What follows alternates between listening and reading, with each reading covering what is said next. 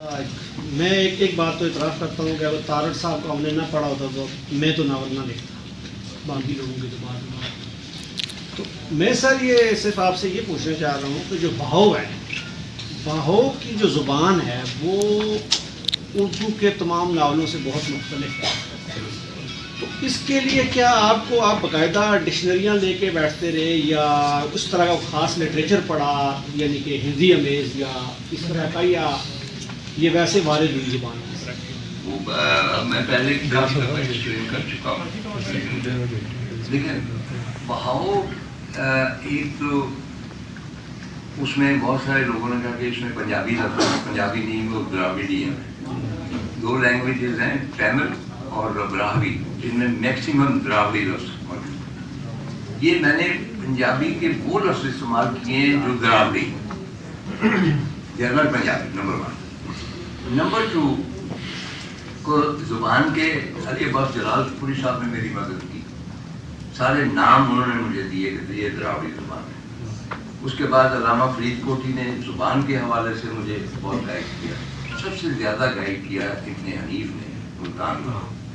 مختلف لوگ تھے جنہوں نے مطلب ہے کہ، اور میں نے ویدیں بھی پڑھی اور سارا کچھ ہوا. لیکن آخری جو تھی جب میں نے اس کا پہلا چیپٹر لکھا اور اس کو پڑھا تو مجھے محسوس ہوا کہ یہ جو کچھ میں نے لکھا ہے یہ تو عام جو ناول میں لکھتا ہوں یہ زبان تو وہی، تو میں تو 4-5 ہزار سال پہلے کی، تو وہاں ایکسپریشن ظاہر ذرا مختلف ہوگا. وہ کیا ہوگا یہ سب سے میرے لیے یہ، اور اس کی ریدم کیا ہوگی زبان کی، بہاؤ کی ریدم اور ہے گرامر ہی ہوگی. تو ان دنوں میرے پاس ایک پی ایچ ڈی تھیسس آیا برکلے یونیورسٹی کا، اینشنٹ تامل پوئٹری. اس سے مجھے وہ ریدم ملی کیونکہ تامل اور یہ دراوڑی ان میں کافی مشترک، اور اسی سے میں نے سملیز اور استعارے لیے اور اس کے بعد اپنے آپ کو اس ریدم میں ڈھالا. تو اس کے بعد وہ سارا جو میں نے لکھنا شروع کیا، تو اس طرح وہ زبان میں نے سیکھی. اسی لیے میں نے کہا نا کہ اس کے بعد جب میں لکھتا تھا ختم کرنے کے بعد تو وہ اسی زبان میری آتی تھی، وہ ریدم وہی آتی تھی. اس کے وہ میں نے پیچھا چھڑانا چاہتا. اور بہت سارے لوگوں نے کہا ہے کہ جی بی کی پاروشنی کا کیا ہوا، یہ مطلب مر گئی یا سویلائزیشن. میرا ہر ناول جو ہے وہ ایک آپٹمسٹک نوٹ پہ کہ بھائی اس کے بعد گندم کے دانے ہیں and she is most probably pregnant with virgin. That means کہ دو چیزیں ہیں جو انسانی تسلسل کو جو ہے سویلائزیشن اس کو آگے بناتے ہیں، ایک نسل کا تسلسل اور ایک خوراک.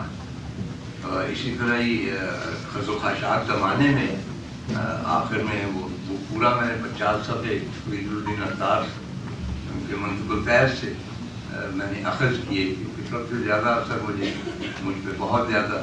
اور شروع میں بھی مجھے یاد ہے تب میں انتظار کو نہیں پڑھا تھا کہ میرے ناول میں گرد آپس میں باتیں کرتے ہیں. بہت باتیں ہوئی تھیں کہ یہ گرد آپس میں باتیں کس طرح کرتے ہیں، کیونکہ اس وقت رواج نہیں تھا ان چیزوں کا.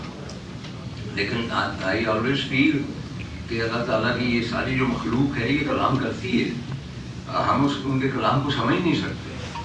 امام غزالی نے کہا تھا نا کہ اگر درویش جنگل میں جاتا ہے تو وہاں کے پتھر اور گل بوٹے اس سے کلام کرتے.